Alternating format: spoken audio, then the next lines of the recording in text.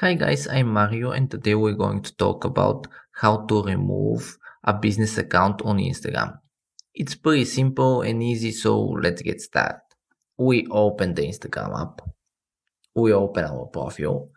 Now we tap the three lines at the top right, then settings. So if you want to switch it back to the personal account, you can do it by scrolling down and tap on account.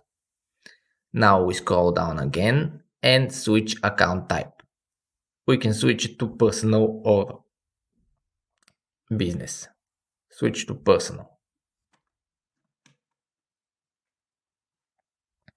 Now, if you want to delete your account in general, click the link at the top. Thanks for watching.